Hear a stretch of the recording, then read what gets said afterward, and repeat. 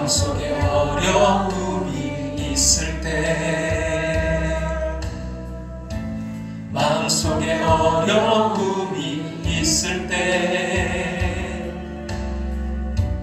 마음속에 어려움이 있을 때, 주님 내게 먼저 오사 내 마음을 만지고, 주님 앞에 나아올 수 없을 때, 주님 앞에 나아올 수 없을 때, 주님 앞에 나아올 수 없을 때, 주님 날 먼저 아시네. 그럼에도 불구하고 날 사랑하시는 내 하나님의 사랑은 나의 모든 걸 덮고, 그럼에도 불구하고 날 안아주시는 내 하나님을 부를 때 아버지라 부르죠. 마음속에 어려움이 있을 때, 마음속에 어려움이 있을 때, 마음속에 어려움이 있을 때, 주님 내게 먼저 오사 내 마음을 만지고, 주님 앞에 나아올 수 없을 때, 주님 앞에 나아올 수 없을 때, 주님 앞에 나아올 수 없을 때, 주님 날 먼저 아시네. 그럼에도 불구하고 날 사랑하시는 내 하나님의 사랑은 나의 모든 걸 덮고, 그럼에도 불구하고 날 안아주시는 내 하나님을 부를 때 아버지라 부르죠. 그럼에도 불구하고 날 사랑하시는 내 하나님의 사랑은 나의 모든 걸 덮고, 그럼에도 불구하고 날 안아주시는 내 하나님을 부를 때 아버지라 부르죠. 그럼에도 불구하고 날 사랑하시는 내 하나님의 사랑은 나의 모든 걸 덮고, 그럼에도 불구하고 날 안아주시는 내 하나님을 부를 때 아버지라 부르죠. 그럼에도 불구하고 날 사랑하시는 내 하나님의 사랑은 나의 모든 걸 덮고, 그럼에도 불구하고 날 안아주시는 내 하나님을 부를 때 아버지라 부르죠. 내 하나님을 부를 때 아버지라 부르죠.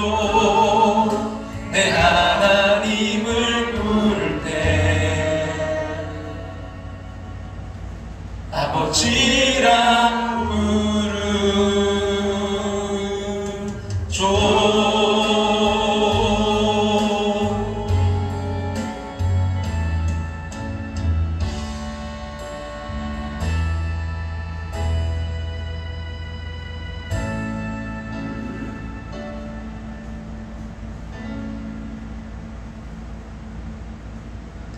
같이 조용한 기도 드리시고 시간 예배로 나아가겠습니다. 부탁드리겠습니다.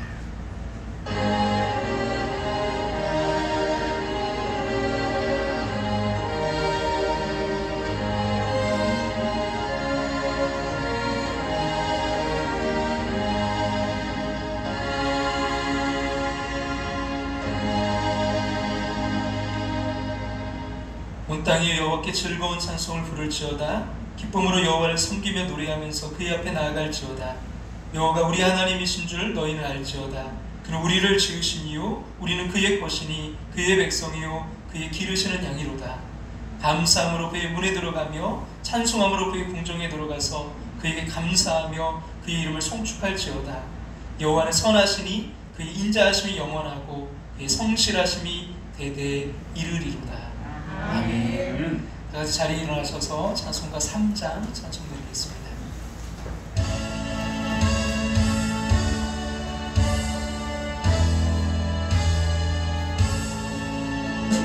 성부 왕자와 성령 찬송과 영광 돌려 보내세. 대초로 지금까지 또 영원 무궁토록 성삼위께 영광 영광.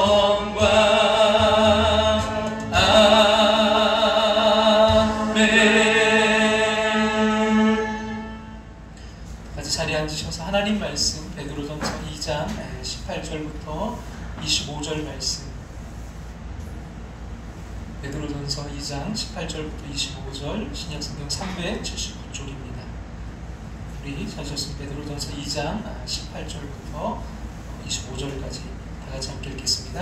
사환들아, 범사에 두려워함으로 주인들에게 순종하되 선하고 관용하는 자들에게만 아니라 또한 까다로운 자들에게도 그리하라. 부당하게 고난을 받아도 하나님을 생각함으로 슬픔을 참으면 이는 아름다우나 죄가 있어 매를 맞고 참으면 무슨 칭찬이 있으리요. 그러나 선을 행함으로 고난을 받고 참으면 이는 하나님 앞에 아름다우니라. 이를 위하여 너희가 부르심을 받았으니 그리도 너희를 위하여 고난을 받으사 너희의 본을 비춰 그 자취를 따라오게 하려 하셨느니라. 그는 죄를 범하지 아니하시고 그 입에 거짓도 없으시며 욕을 당하시되 맞대어 욕하지 아니하시고 고난을 당하시되 위협하지 아니하시고 오직 공의로 심판하시는 이에게 부탁하시며 신이 나무에 달려 그 몸으로 우리 죄를 담당하셨으니 이는 우리로 죄에 대하여 죽고 의에 대하여 살게 하려 하심이라. 그가 채찍에 맞음으로 너희는 나음을 얻었나니 너희가 전에는 양과 같이 길을 잃었더니 이제는 너희 영혼의 목자와 감독 되신 이에게 돌아왔느니라. 아멘. 함께하는 교회 오늘도 예배 자리 또 영상으로 참여하는 모든 분들 주님의 이름으로 축복하고 환영합니다. 우리 2022년 성경 통독 우리가 함께하고 있는데요. 읽기표 우리 1월 동안에 많은 분들이 또 참여하셨습니다. 그래서 여러분 카톡에 또 카톡방에 한 절씩 이렇게 올려주신 분들 너무나 감사드리고요. 또 그렇게 하지 못하셨던 분들 또 모든 분들 우리 1월 여러분 그 카드 여러분 그 읽기표를 오늘 또 그리고 다음 주에도 좀 여러분 제출을 부탁드립니다. 그리고 2월 여러분 읽기표가 이제 우리가 1월 29일까지고 오늘부터는 2월 걸로 이제 이게 나가거든요. 여러분 가져가셔서 체크하시고 한 절씩 카톡방에 올려주시기 부탁드립니다. 해외에서도 지금 이렇게 함께 해주시고 너무 많은 분들이 또 서울 또 외지에서도 이렇게 해주시고 너무나 감사합니다. 여러분 주님 안에서 행복한 설 연휴 보내시기를 소망합니다. 여러분 그 명절 가정 예배 순서주가 준비되어 있습니다. 다 여기에 말씀까지 다 준비되어 있으니까요. 여러분 가지시고 가정별로 명절날 여러분 함께 예배를 드리고 또 2022년을 설을 맞이할 수 있기를 부탁드립니다. 작은 선물 여러분 준비했고요. 또 한 가지 그 옆에 라파에서 그 장애인 그 주간 센터에서 그 황도 통조림을 저에게 보내주셨어요. 그래서 여러분 그것도 한 통씩 개인별로 좀 받아가시길 바랍니다. 그래서 그럼 떡도 그럼 받아가시고요. 연말정산 기부금 영수증 필요하신 분들 신청을 부탁드리고요. 제가 깜빡하고 여기다 못 올렸는데 2월 1일 우리 조현정 집사님 우리 생일을 맞이했습니다. 그리고 몸이 아프신 분들 우리 윤홍균 성도님 지금 그 수술 췌장, 또 비장, 또 이렇게 신장 이런 일부 또 이런 데를 절개하시고 또 그 대장도 약간 이렇게 하셔서 8시간 정도 수술하신 것 같아요. 그래서 근데 잘 수술은 됐고 또 회복력도 좀 빠르시다고 이렇게 연락을 받았습니다. 위에서 잘 그런 모든 것들이 잘 되고 또 강건할 수 있도록 완전히 치유될 수 있도록 계속해서 이런 기도를 부탁드립니다. 기도드리겠습니다. 좋으신 하나님, 예배드릴 수 있음에 감사드립니다. 예배할 때마다 하나님을 향한 가난한 마음을 가지게 하시고 말씀 따라 살기를 즐거워하게 하여 주시옵소서. 말씀대로 살아갈 담대함을 주셔서 세상의 소금과 빛으로 예수님의 편지와 향기로 살기에 부족함 없도록 붙들어 주시옵소서. 예배 자리에 있고 싶어도 그럴 수 없는 성도들이 있습니다.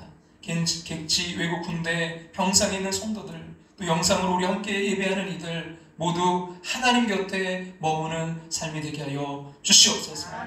오늘 이 예배 가운데 하나님께서 임재하여 주시옵소서. 하나님께서 말씀하여 주시옵소서. 하나님께서 치료하여 주시옵소서. 하나님께서 일으켜 주시옵소서. 하나님, 특별히 아버지 윤홍균 성도님 이제 회복 중에 있습니다. 하나님, 강건케 하여 주시옵소서.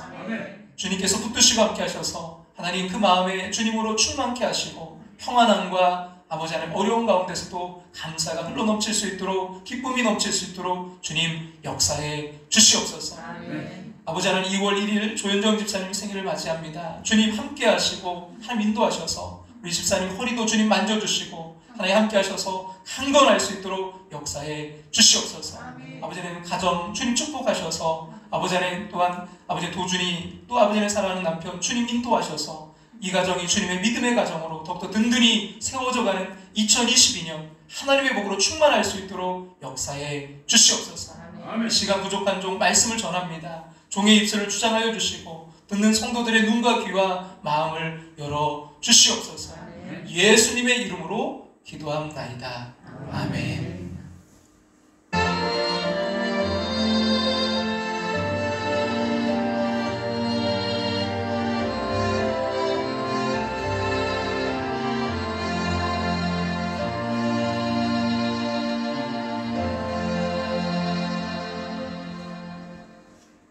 지난 시간 우리는 참 쉽지 않은 참 어려운 주제를 우리가 함께 다루었는데요. 세상의 제도, 세상의 권세에 대해서 우리가 순종한다. 예전 성경 순복한다라고 이렇게 표현했는데요. 그게 참 결코 쉽지 않은 문제죠. 그렇지만 주를 위해서, 주님을 위해서 우리가 할 수 있는 것이 무엇인지를 우리가 함께 생각해 봤는데요. 오늘의 주제 역시 사실 쉬운 게 아니죠. 당시 이제 노예 제도가 보편화되어 있었고 정말 노예들은 사람의 그런 정말 그런 대접이라든지 사람으로서의 그런 게 아니라 아주 정말 인권이 정말 존재치 않았던 그런 정말 어려운 시대였지 않습니까? 근데 여러분 예수 그리스도의 대속하심과 복음의 비밀을 알게 된 사람들에게 신분의 문제는 별로 중요하지 않았습니다.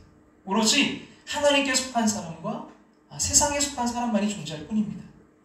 하지만 여기서 이 세상 나라에서 사는 그리스도인들에게 엄연히 세상에 이제 제도가 존재하고 있었고 또 노예 제도를 그런 신분을 가진 사람들에게 당연히 그들의 권리를 주장하는 주인들도 존재하고 있었겠죠.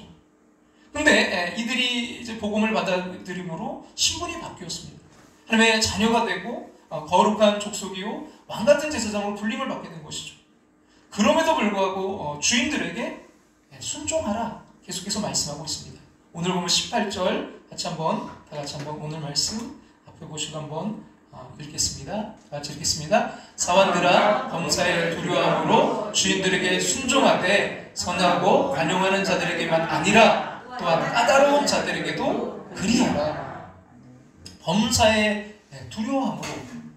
여러분 누구를 두려워함이죠? 그렇죠. 지난주에 우리 나눈 하나님을 두려워함으로.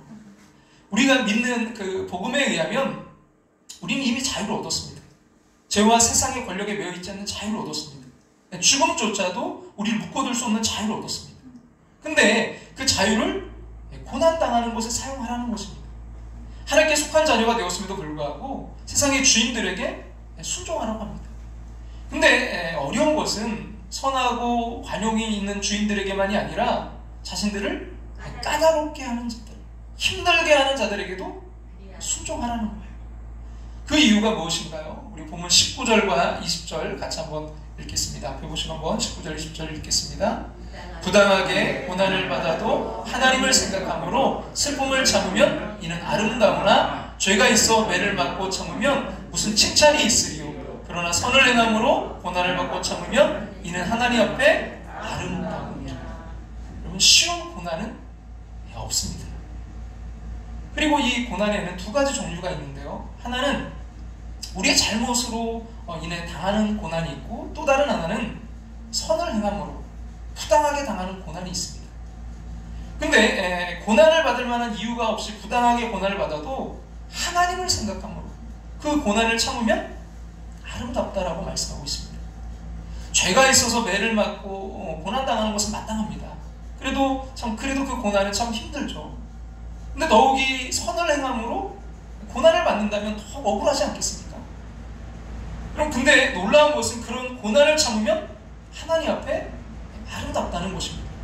즉, 고난은 우리가 잘하든 잘못했든 피해갈 수 있는 것이 아닙니다. 중요한 것은 우리가 받고 있는 그 고난을 어떻게 아름답게 만드느냐가 아닐까요? 시편 118편 5절과 6절에 보면 다윗이 고난 중에 자신의 그 자유를 어떻게 사용하고 있는지가 나와 있습니다. 그는 이렇게 기도했는데요. 같이 한번 볼까요? 내가 고통 중에 여호와께 부르짖었더니 여호와께서 응답하시고 나를 넓은 곳에 세우셨도다. 여호와는 내 편이시라 내가 두려워하지 아니하리니. 내가 고통 중에 여호와께 부르짖었더니 여호와께서 응답하시고. 여러분, 다윗의 응답은 그가 고난 중에 함께 하시는 하나님의 응답을 들었다는 거예요. 예수님께서 십자가를 지시기 위해 겟세마네에서 골고다로 이어지는 그 고통스러운 길을 걸어가셨습니다. 세상 사람들과 심지어 예수님을 따르던 제자들조차도 반대로 가라고 했지만 예수님 그 고난의 길, 십자가의 길을 가셨습니다. 무엇보다 십자가에서 당하셔야 했던 그 고통 가운데서도 하나님을 붙들고 기도하셨습니다. 하나님을 향한 신뢰가 예수를 십자가에서 내려오도록 하지 않으셨습니다. 오히려 굳건한 믿음으로 인해 십자가를 지도로 인도해 주셨습니다. 고통이 사라진 것이 아니라 그 고통을 통해 십자가의 구속을 이루셨습니다. 부활은 바로 그 고통의 결과였고요. 우리는 구원받았습니다. 그리고 오늘 베드로가 믿음의 공동체를 향해 권면하는 것이 무엇일까요? 가짜 예수는 우리를 고통에서부터 구원해주는 존재일 뿐입니다. 하지만 진짜 예수님은 우리로 하여금 그 고통의 골짜기를 잘 통과하도록, 아니 함께 하시는 주님이십니다. 고통을 통해 구속을, 절망의 터널을 통과해서 소망의 빛을, 십자가 과정을 통해 부활을 보도록 권면하시는 분이시고 붙들어주시는 분이십니다. 그럼 우리들이 흔히 착각하는 고통의 그 해결 방법이 뭐가 있을까요? 하나는 고통으로부터 이제 회피하려는 생각이고, 다른 하나는 그 고통을 마비시키는 침통요법입니다. 불행하게도 이 둘 다 본질적인 치료 방법이 아니라는 것이죠.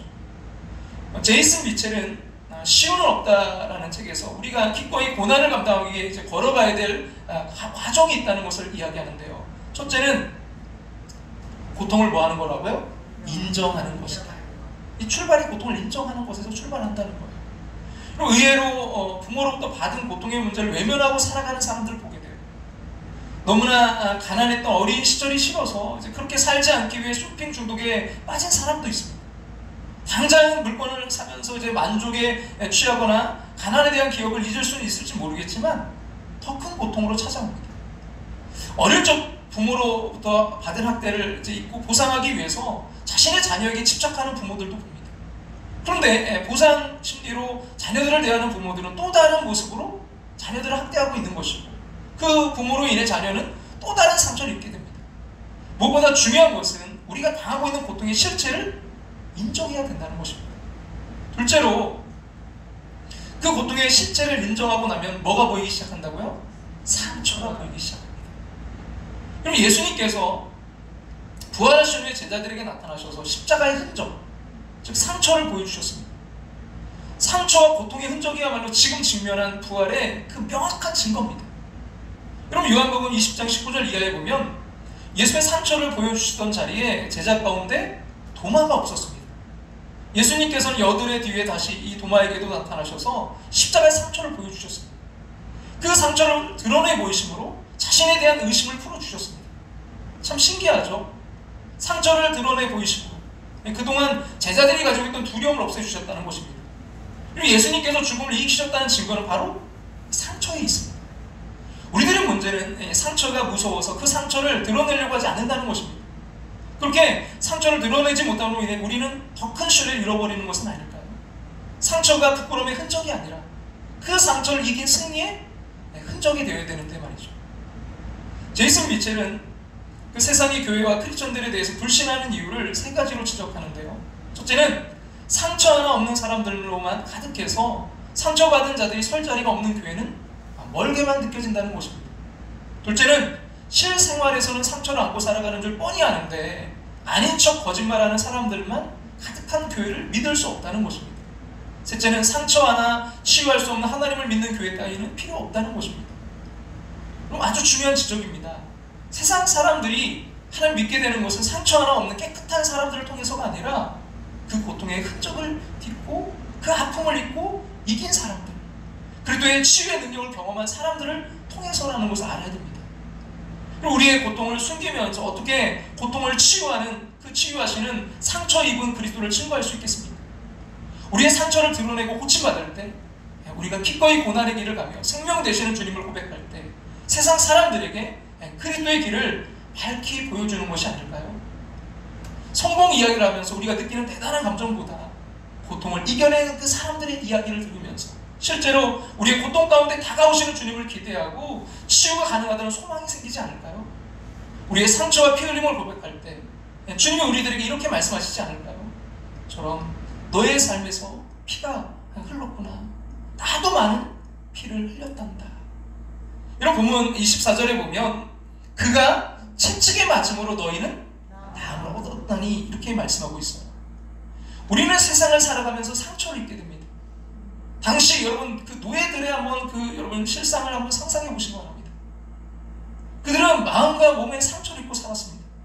그들은 위로받을 사람이나 위로받을 곳이 없었습니다. 그럼에도 믿고 말할 수 없는 그 영광스러운 즐거움으로 그들이 기뻐할 수 있었던 것은 주님 때문이었습니다. 주님도 우리처럼 억울하게 채찍에 맞으셨다. 주님도 우리와 같이 억울하게 고난을 받으셨다. 주님은 우리의 사정을 너무나 잘 아신다. 그것이 그들의 마음과 몸을 치유했습니다. 주님이 우리의 고난과 슬픔을 아십니다. 이렇게 히브리서 4장 15절에 그래서 이렇게 말씀하죠. 같이 한번 읽어볼까요? 우리에게 있는 대제사장은 우리의 연약함을 동정하지 못하실 리가 아니요 모든 일에 우리가 똑같이 시험을 받으신 이로되 죄는 없으시니라. 그럼 몸과 마음이 아플 때 심리학으로 치료받는 것이 아닙니다. 약으로 치료받는 것이 아닙니다. 어떤 누구도 위로해주지 못할 때 주님이 치료해 주십니다.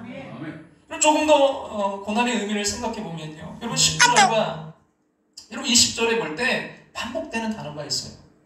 여러분 같이 한번 먼저 읽을까요? 읽겠습니다. 부당하게 고난을 받아도 하나님을 생각함으로 슬픔을 참으면 이는 아름다우나 죄가 있어 매를 맞고 참으면 무슨 칭찬이 있으리요. 그러나 선을 행함으로 고난을 받고 참으면 이는 하나님 앞에 아름다움이라. 자, 오늘 여러분 전체 핵심 단어를 뽑는다면 물론 고난이에요. 그러나 그에 못지않게 또 중요한 단어가 하나 있다면 뭐예요? 아름다움이야. 아름다움이다. 그럼 아름답다라는 말이 반복되고 있어요. 잠깐 여러분 반복해보면 여러분 고난에는 두 가지가 있다고 말씀드렸는데요. 첫째는 하나는 마땅히 당하는 우리가 받아야 되는 고난이 있고요. 죄값으로. 그러나 또 하나는 뭐예요? 부당하게. 예전 성경을 보니까 애매하게. 참 애매하게 써놨더라고요. 애매하게. 근데 더 정확한 거는 뭐예요? 부당하게. 이 부당하게 고난을 당하는 거죠. 똑같은 고난이지만 여러분 부당하게 당하는 고난은 너무 정말 억울해서 이게 견디기 힘든 고난 아닐까요? 아마 잠도 안 올 거예요. 내가 한 것도 아니고 내가 이런 저기도 아닌데 부당하게 당할 때 여러분 죄가 있어서 매를 맞으면 어떻게 보면 참는 것이 당연하죠. 근데 선을 행함으로 고난을 당하고 참는 것은 어려운 것이지만 아름다운 것입니다. 왜냐하면 왜 아름다우냐면요, 이 고난 가운데 하나님을 생각하며 참기 때문입니다. 여기에 아름답다라는 말은 은혜와 동일한 말로 해석이 돼요. 그리고 이 세상 사는 사람들 중에 억울한 일 당하는데 참을 사람이 누가 있습니까? 지금은 더하죠. 지금 못 참아요. 근데 참아지는 때가 있어요. 은혜가 생각날 때입니다. 은혜를 생각하면, 주님의 그 십자가를 생각하면 참을 수 있어요. 말씀을 묵상하면서 그런 생각이 들었습니다. 우리 늘 하나님의 은혜를 구하는데 사실 이런 은혜는 우리가 구하지 않는다는 거죠. 근데 우리가 하나님을 믿으며 당하는 고난 가운데서 이런 복음의 핵심을 이제 생각하는 말씀 가운데 빌립보서 1장 29절에 보면 이런 말씀이 있어요. 같이 한번 읽어볼까요? 그리스도를 위하여 너에게 은혜를 주신 것은 다만 그를 믿을 뿐 아니라 또한 그를 위하여 무엇도요? 고난도 받게 하려 하십니다. 우리는 종종 믿음으로 우리가 받는 구원만을 은혜로 생각하는데 그리스도를 믿음으로 당하는 그 고난도 은혜로 주어진다는 거예요. 그 어떤 은혜든지 우리가 경험하는 것은 결국 아름다운 것입니다. 이 말씀을 지난주에 나눈 여러분 베드로전서 2장 9절 말씀과 연결시켜보면 고난이 결국 아름다운 덕을 드러내게 한다는 것과 통하지 않을까요? 여러분 9절 말씀 다시 한번 읽어볼까요? 그러나 너희는 택하신 족속이요 왕같은 제사장들이요 거룩한 나라요 그의 소유가 된 백성이니 이는 너희를 어두운 데서 불러내어 그의 기이한 빛에 들어가게 하신 이의 아름다운 덕을 선포하게 하려 하십니다. 택하신 족속, 왕같은 제사장, 거룩한 나라가 된다는 것은 때때로 억울한 일들을 참고 견디는 것입니다. 선을 행하며 대신 매를 맞을 수도 있다는 거예요. 여러분 이 모두가 결국 하나님 앞에서 드러날 것임을 믿기 때문입니다. 우리를 믿어주는 이가 있다는 것, 우리의 모든 것을 알아주시는 이가 있다는 것, 그리고 이 모든 것이 마지막 때에 드러날 것을 믿는다는 것이 우리의 삶을 기이하게 만들어주는 것이 아닐까요? 그 기이한 빛에 들어가게 할 줄로 믿습니다. 여러분 우리에게 이 고난을 바라보는 특별히 영적 안목이 있어지기를 간절히 소망합니다. 그 고난조차도 아름답게 보여지는 그 영적 안목. 여러분 서양 속담 중에 흐르는 냇물에서 그 돌들을 치워버리면 그 냇물은 노래를 잃어버린다라는 말이 있습니다. 그러니까 그 흘러가는 그 냇물들이 시냇물의 그 아름다운 소리는 곳곳에 그 박혀있는 어떻게 보면 그 물의 흐름을 방해하던 그 돌들 때문이었다는 거예요. 그리고 우리의 인생도 마찬가지입니다. 역경과 고난이란 돌이 없다면 아름다운 감사의 찬양과 기쁨도 없습니다.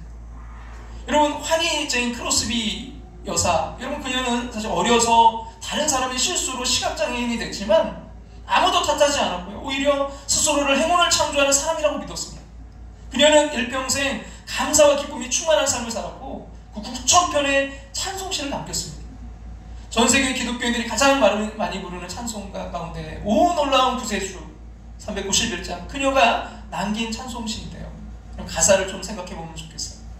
오 놀라운 구세주 예수 내 주 참 능력의 주시로다.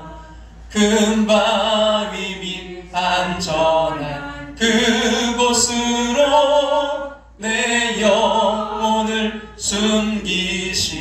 숨기시네. 근데 여러분 후렴이 더 마음에 와닿는데 같이 불러볼까요? 메마른 땅을 종일 걸어가도 나 피곤치 아니하며 저 위험한 곳 내가 이를 빼면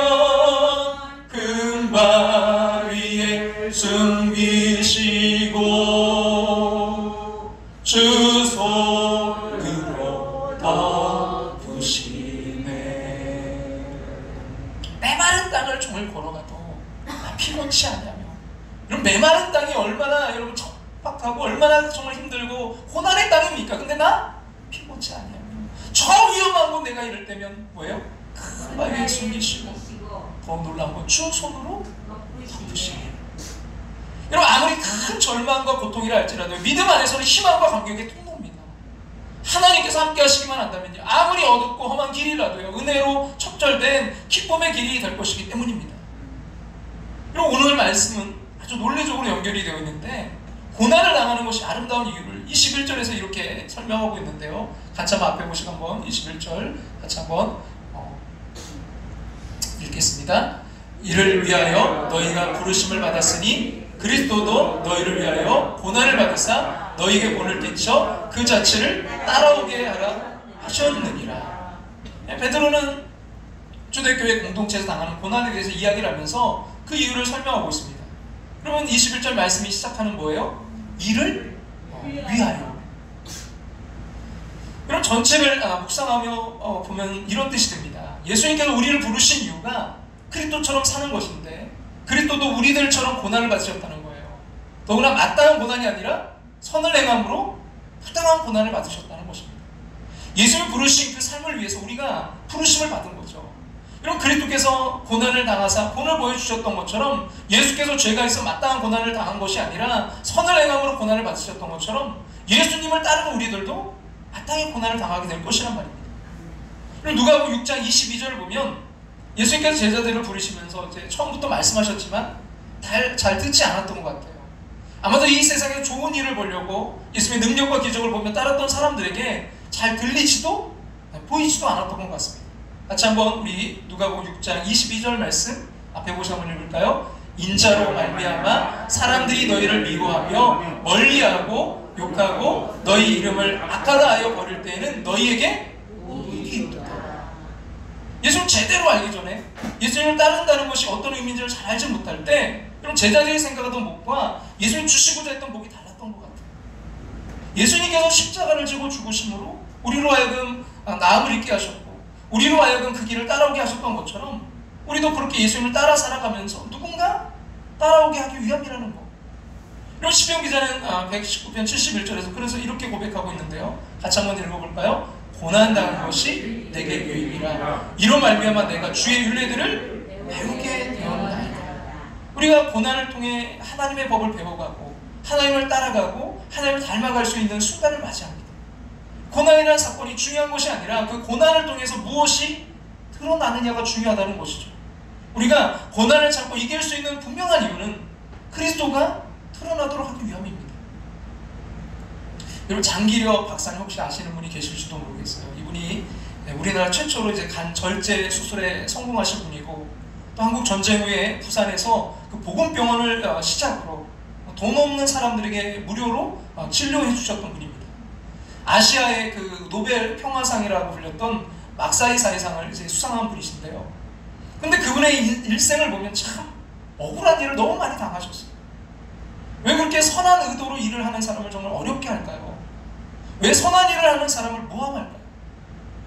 장기려 박사님은 일제시대 때 경선의전을 1등으로 이제 졸업하고 평양의 기울병원으로 갑니다. 그에게 이제 주어졌던 경성의대 그 외과 교수 자리나 경성에서 개원할 수 있는 기회를 비롯한 모든 것들을 다 버리고 간 자리였습니다. 그가 이제 어렵게 공부하고 박사학위를 받았을 때 하나님께 서원했던 일이 기억났기 때문입니다. 의사가 된 이유가 어려운 사람들을 돕고 무의촌으로 가서 진료하겠다는 그 하나님께 대한 서원이 생각났기 때문이죠. 그냥 평양의 기울병원에서 외과 과장으로 봉직하면서 자신의 월급으로 어려운 이들의 수술비를 대주었습니다. 그에게 감동한 원장이 그에게 그 원장 자리를 그에게 물려줬어요. 근데 그때부터 이제 그를 모함하는 사람들이 생기기 시작합니다. 그의 자리를 탐내는 사람들이 생기기 시작해요. 그가 억울한 일을 당할 때 그 동료 의사들이 오히려 분개하고 대신 결력함을 알리겠다고 흥분합니다. 원장으로 있던 그가 외과 과장으로 강등되는 아주 수모를 겪게 되었을 때 이야기를 들려드리겠습니다. 장 선생님, 왜 이렇게 침묵하십니까? 이비인후과 과장이 찾아왔다. 그는 단단히 각오하고 날 만나러 온 것이었다. 뭘 말인가? 난 할 말이 없네. 선생님이 허락하시면 제가 앞장서 싸우겠습니다. 선생님을 기울여서 끌어내려는 그 무리들을 가만두실 겁니까? 저는 속이가로 두고 볼 수가 없습니다. 빨갛게 달아오른 얼굴이 당장 이를 버릴 기세였다. 여보게, 옳은 것은 옳다. 아닌 것은 아니라고 하면 되는 것이지 뭐 더 이상 무엇이 필요하겠나. 난 아닌이 됐고 그만 진정하고 돌아가게. 나를 위해 길을 쓰던 이비인후과 과장을 돌려보내고 나니 문득 이런 생각이 들었다. 주님, 당신이 저와 같은 처지에 있으셨다면 주님 어떻게 하시겠습니까? 한참을 그 질문을 붙잡고 생각에 잠겼다. 무엇을 어떻게 해? 너에게 맡겨진 자리에서 충성하면 되지 않겠니? 무엇을 어떻게 해? 너에게 맡겨진 자리에서 충성하면 되지 않겠니? 주님이 들려주시는 생약 음성이었다. 그리고 또 한 사건은 1951년에 이제 부산으로 피난을 내려온 장기려 박사님이 이제 그곳에 복음병원을 시작했습니다. 의원으로 시작했던 곳이 1961년에 그 입원실이 100개가 넘는 이제 병원으로 규모가 커졌고, 또 규모를 감당하기에 턱없이 부족한 간호사들을 충원하기 위해서 1969년에는 복음간호학교가 시작되었습니다. 그 당시 교훈은 예수의 마음을 품어라, 사명감을 가지고 대하라, 문제는 과학적으로 해결하라. 또한 장기려 박사님은 우리나라의 그 의료보험이라는 것이 생소하던 시절에 부산에서 청십자, 그 의료보험을 처음으로 시작하신 분이기도 합니다. 당시 복음병원을 통해서 하나님께서 놀라운 일을 행하셨던 것을 보게 되는데요. 근데 그 병원이 당시 이제 고신대학을 정식대학으로 인가받기 위해 필요한 어떤 신학교로 만들기 위해 고신대학 부속병원으로 이름을 이제 빌려주게 됩니다. 근데 이제 그 병원으로 인해서 학교가 커지고 병원도 점점 커지자 이권을 노린 정치 목회자들에게 그 병원을 빼앗기게 되죠. 근데 그런 나쁜 사람들에게 맞서서 싸우는 것으로 이기는 것이 아니라 억울함으로 모든 것을 두고 떠나게 됩니다. 그리고 우리가 기억하는 모든 것을 내주었으나 승리한 사람으로 그를 기억합니다. 함께 싸워 진흙탕을 뒹굴어 더러워진 사람이 아니라 끝까지 자신의 자리를 지키고 우리가 따라가야 될 발걸음이 되어주는 사람으로 기억합니다. 오늘 말씀을 생각나게 하는 분이죠. 산돌 위에 자기 인생의 집을 지었던 사람입니다. 하나님께서 부르셔서 거룩한 나라의 족속이 되게 하신 자의 삶을 살기 위해 노력했던 사람의 모습입니다. 우리 그의 삶에서 그리스도의 아름다운 덕을 보게 됩니다. 여러분, 하나님의 방법은요, 아름다움을 드러내는 것입니다. 여러분, 오늘 보면 21절에 근데 뭘 끼쳐서요? 본을 끼쳐. 이 말은 헬라어로 보면 휘포그람모스라는 말인데요. 아직 그를 알지 못하는 사람을 위해서 그를 써놓고 따라가게 쓰게 하는 것이라는 의미입니다. 따라서 쓰도록. 그리스도께서 부당하게 고난을 받으셨으나 마땅히 참으셨던 것처럼 우리도 그분이 본을 끼쳐 우리도 그런 주님의 뒤를 따라가는 것입니다. 그 주님의 모습을 빌립보서 2장 5절 이하에 보면 이렇게 말씀하죠. 같이 한번 볼까요? 너희 안에 이 마음을 품으라. 곧 그리스도 예수의 마음이니 그는 근본 하나님의 본체시나 하나님과 동등됨을 취할 것으로 여기지 아니하시고 오히려 자기를 비워 종의 형체를 가지사 사람들과 같이 되셨고 사람의 모양으로 나타나사 자기를 낮추시고 죽기까지 복종하셨으니 곧 십자가에 죽으십니다. 그럼 우리가 본을 받아야 될 그리스도에 대해서 오늘 본문 22절 이하에 24절까지 이렇게 증거하고 있는데요. 같이 한번 우리 읽겠습니다. 그는 죄를 범하지 아니하시고 그 입에 거짓도 없으시며 욕을 당하시되 맞대 욕하지 아니하시고 고난을 당하시되 위협하지 아니하시고 오직 공의로 심판하신 이에게 부탁하시며 신이 나무에 달려 그 몸으로 우리 죄를 담당하셨으니 이는 우리 죄에 대해 죽고 의에 대하여 살게 하려 하심이라. 그가 채찍에 맞음으로 너희는 나음을 얻었나니. 예수님께서는 죄를 받지 아니하시고 그 입에 거짓도 없으신 분이신데 욕을 당하셨어요. 고난을 당하셨습니다. 그 이유를 24절에서는 이렇게 설명하고 있죠. 같이 한번 볼까요? 우리로 죄에 대하여 죽고 의에 대하여 살게 하려 하십니다. 그럼 이 말씀을 우리가 앞에서 함께 나눴던 거가 연결시켜보면 이렇게 되겠죠. 우리가 죄가 있어 매를 맞는 것이 아니라 선을 행함으로 고난을 받는 거예요. 그리고 이것을 통해 하나님의 아름다운 덕을 선포하게 되는 것입니다. 이것이 마땅히 크리스천들이 살아가야 될 도리입니다. 25절에서 중요한 그래서 원리를 우리에게 말씀하고 있는데요. 같이 한번 25절 읽어볼까요? 너희가 전에는 양과 같이 길을 잃었더니 이제는 너희 영혼의 목자와 감독 되신 이에게 돌아왔느니라. 이전에는 우리가 원하는 대로 행하며 살았습니다. 그런데 우리들이 원하는 대로 살았던 삶이 사실은 방향을 잃은 인생이었어요. 왜냐하면 양은 갈 바를 알지 못해서 그릇 행하기 때문입니다.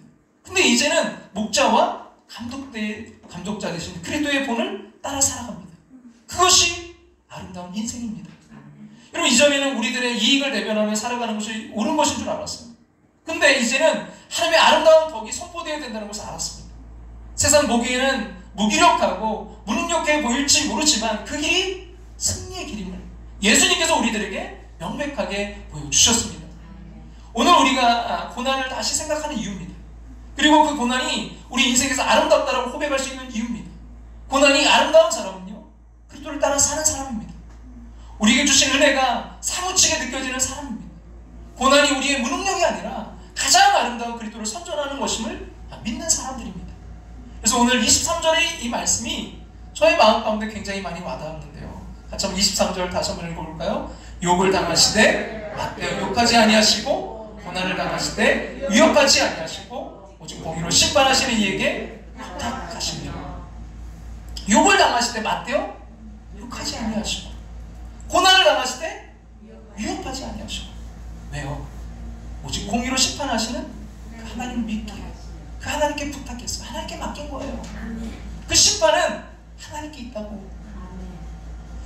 오늘 말씀을 준비하면서 한 목사님의 짧은 좀 간증을 듣게 되었는데요. 지금은 뉴저지 초대교회 담임하고 계신 박현웅 목사님이시에요.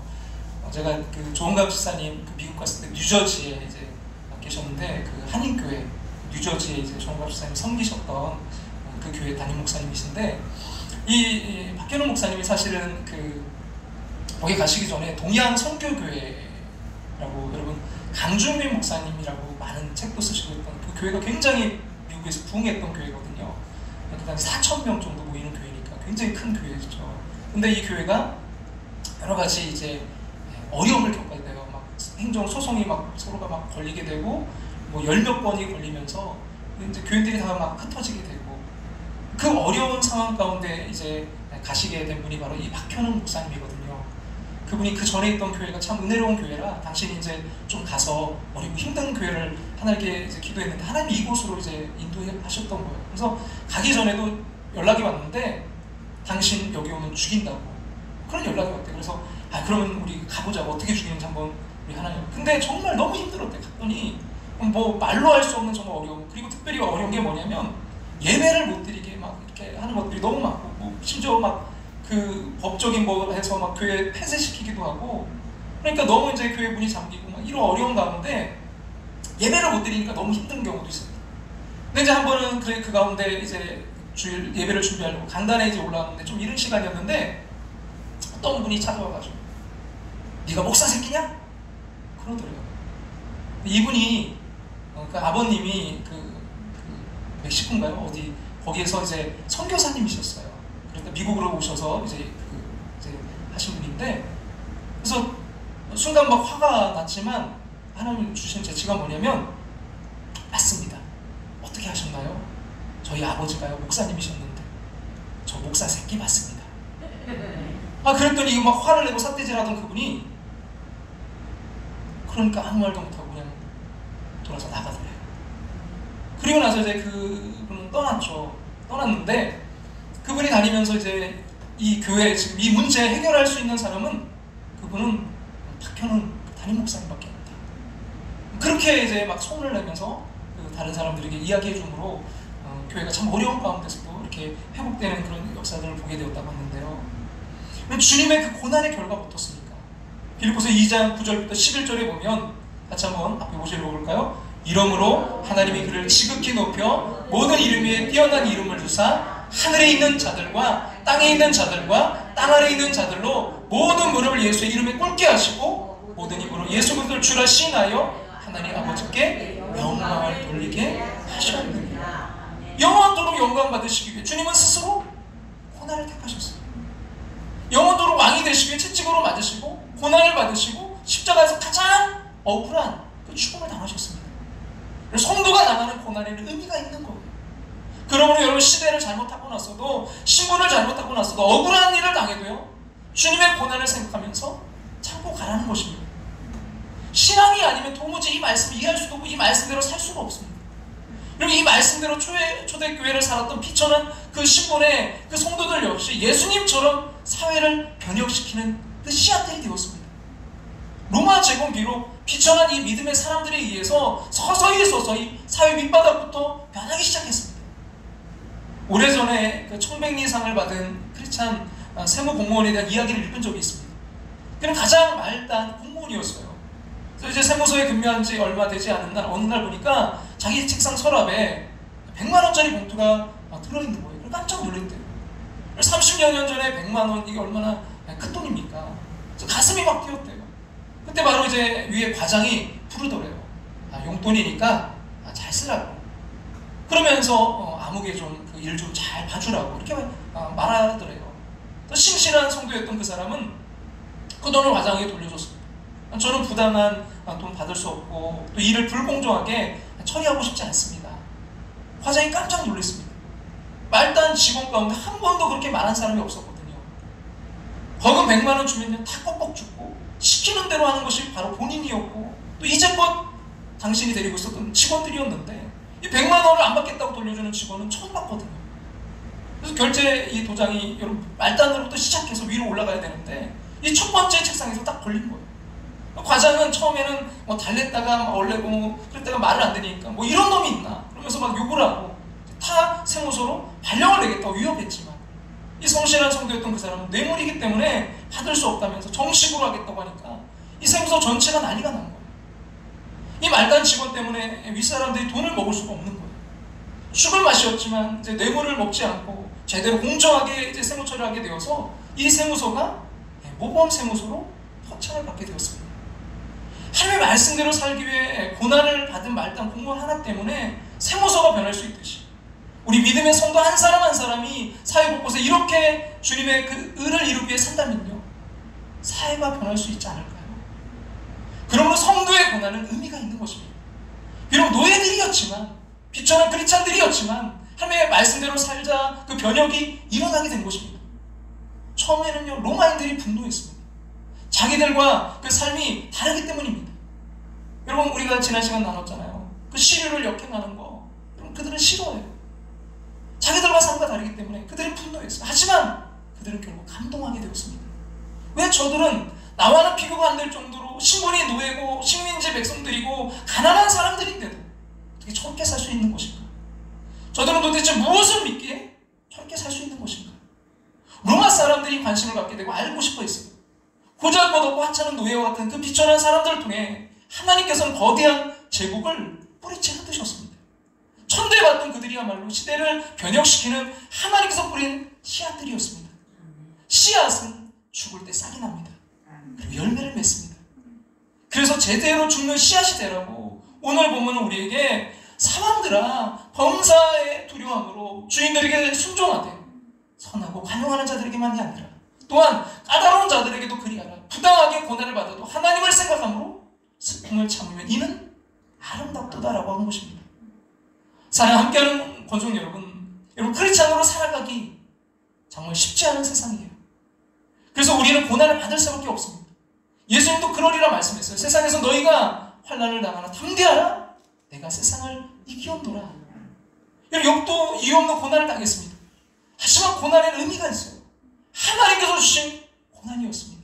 그 고난을 통해 하나님을 눈으로 보고 귀로 듣게 된 줄로 믿습니다. 그 고난을 통해 모년에 2배의 축복을 누렸습니다. 이런 요셉도요 이유 없는 고난을 당했습니다. 하지만 고난에는 의미가 있습니다. 하나님께서 주신 고난이었습니다.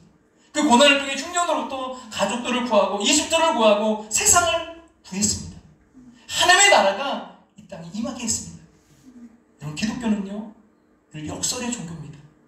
십자가가 구원으로, 죽음이 부활로, 고난이 아름다움으로, 자신을 비움이 성취로, 약함이 강함으로 말이죠. 이것이 오늘 베드로가 오늘 우리들에게 오늘 우리 성도들에게 하고 싶은 그 말이 아닐까요? 여러분 함께 고난도 아름답게 만들어가는 저와 여러분 2022년이 되시기를 주님의 이름으로 축원합니다. 아멘. 이 찬양 드리면서 함께 우리 좀 그 자리로 나아가기를 원하는데요. 약한 나로 강하게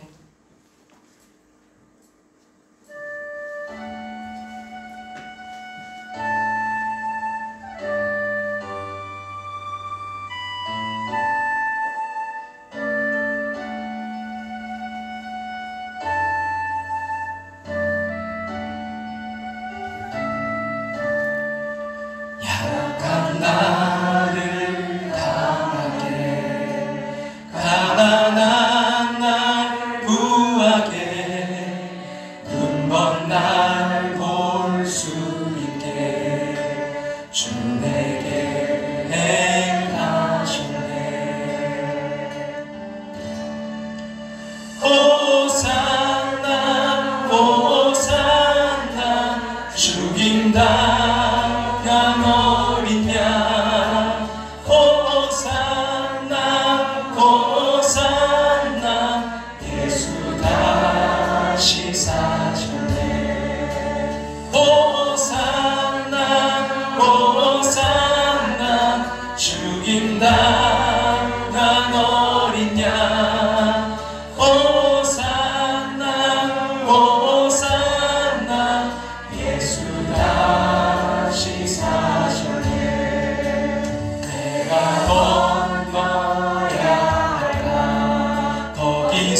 내 죄 씻겼네.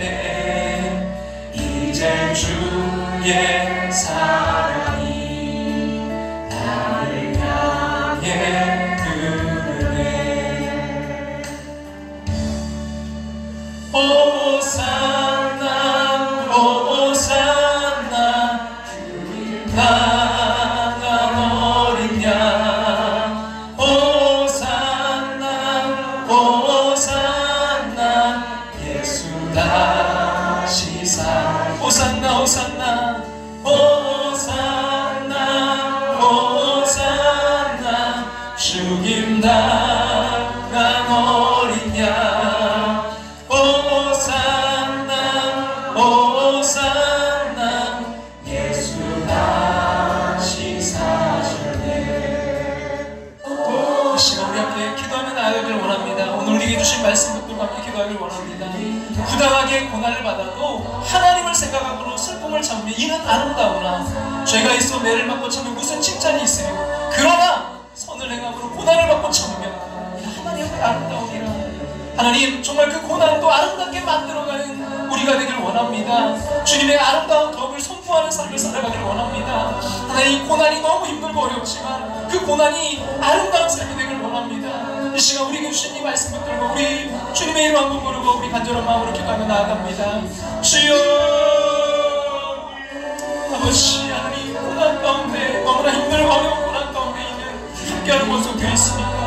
하나님 아버지는 정말 내 죄값으로 인한 고난이라면 아버지 그것을 잘 참고 견뎌야 되지만 너무나 부당한 아버지 고난이라면 아버지 우리가 어떻게 해야 될까요? 주님 아버지 주님을 바라보게 도와주셔서 구원을 끼쳐주신 주님을 따라가는 삶이 되길 원합니다. 주여 아버지 고난도 아름답게 아버지 만들어가는 우리의 삶이 되길 원합니다. 주님 아버지 하나님 복주시 하나님 도와셔서 부당한 고난 가운데서도 주님 아버지 하나님 끝까지 승리하며 나아갈 수 있도록 주님을 따라가는 그 삶이 될 수 있도록 주님 힘주시옵소서. 주님 함께하여 주시며 약속했사오니 그 고난의 자리에도 주님 함께하여 주셔서 우리의 그 고난을 참음을 통해 그 고난을 인내할 때 아버지 정말 주님 아름다운 덕이 선포되는 귀한 삶 아버지 그 귀한 빛으로 나아가는 삶이 될 수 있도록 주님 한 사람 한 사람 축복해 주시고 하나님 인도해 주시는 2022년 될 수 있도록 하나님 각자의 자리에서 주님 맡겨주신 그 사명 감당할 수 있도록 빛과 소금의 사명 감당할 수 있도록 주님 우리가 아버지는 정말 그 씨앗되어 우리가 썩어질 때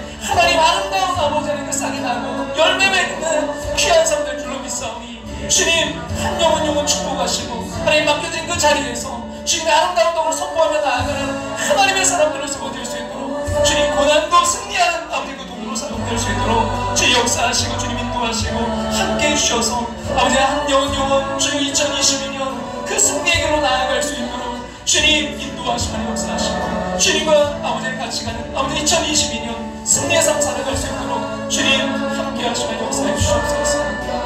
주님 당한 어린 양 호산나 호산나 예수 다시 살. 호산나 호산나 호산나 호산나 죽임 당한 어린 양 호산나 호산나 예수 다시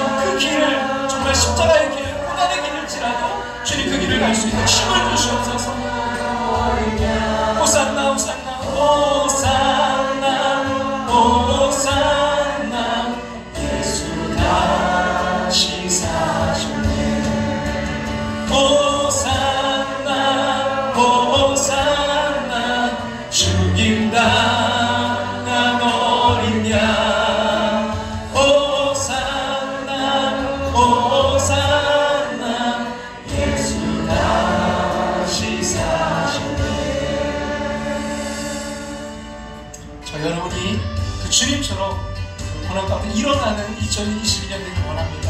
일어나라 주의 백성, 일어나라 주의 백성, 빛을 발하라.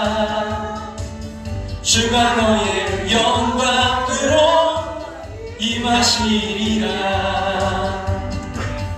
일어나라 주의 백성, 빛을 발하라. 주가 너의 영광으로 임하시리라. 온 세상이 어둠 속에 헤매고 있지만 주가 너와 함께 계셔 회복을 명하리라. 일어나라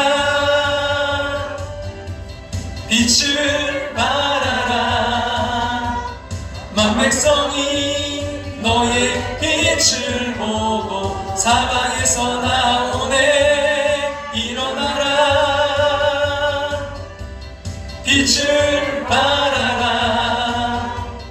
만백성이 자유함을 얻어 기뻐하는도다. 우리 다같이 일어나서 찬양 드릴까요? 일어나라 일어나라 주의 백성, 빛을 발하라. 주가 너의 영광으로 임하시리라. 일어나라 주의 백성, 빛을 발하라. 주가 너의 영광으로 임하시리라. 온 세상이 어둠 속에 헤매고 있지만 주가 너와 함께 계셔 회복을 명하리라. 일어나라 빛을 발하라. 만백성이 너의 빛을 보고 사방에서 나오네. 일어나라 빛을 발하라. 만백성이 자유함을 얻어 기뻐하리로다.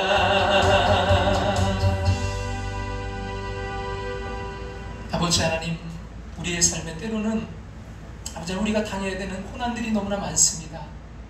그것이 우리가 나의 잘못으로 인한 고난이라면 그래도 어렵지만 그것을 우리가 감당하지만 때로는 너무나 부당하게 억울하게 고난당할 때 우리 너무나 참기가 어렵습니다. 주님, 그 고난 가운데서도 주님의 인도하심을 바라보게 도와 주시옵소서. 우리 영적 안목이 뜨여지게 도와 주시옵소서. 그리하여 그 고난조차도 아름답게 만들어가는 우리 함께하는 모습들 2022년이 되기를 소망합니다. 주님, 그 고난이, 그 거친 돌이 디딤돌 되게 도와 주시옵소서. 주님, 그 십자가가 구원으로, 죽음이 부활로, 고난이 아름다움으로, 자신을 비움이 성취로, 약함이 강함되는 2022년 될 수 있도록 주님, 주님을 따라가는, 주님을 본받는 우리가 되게 도와 주시옵소서. 주님, 우리 함께하는 모습들 모두가 승리의 자리로 나아갈 수 있도록 힘 주시옵소서. 능력과 권능으로 도와여 주시옵소서. 지금은 우리를 죄에서 구원하신 예수 그리스도의 그 크신 은혜와 하나밖에 없는 독생자 우리를 사랑하사 이 땅에 보내신 하나님의 그 크신 사랑하심과 오늘도 내 안에 살아 역사하시며 감화교통 충만하심으로 함께하시는 성령 하나님의 인도하심을 통해 어렵고 힘들지만 주님 그 고난의 길로, 그러나 그 고난도 아름답게 만들어가는 그 길로 나아가는 당신의 사랑하는 백성들과 가정과 삶의 터전 위에 이제부터 영원토록 함께 하시기를 축원하옵나이다. 아멘.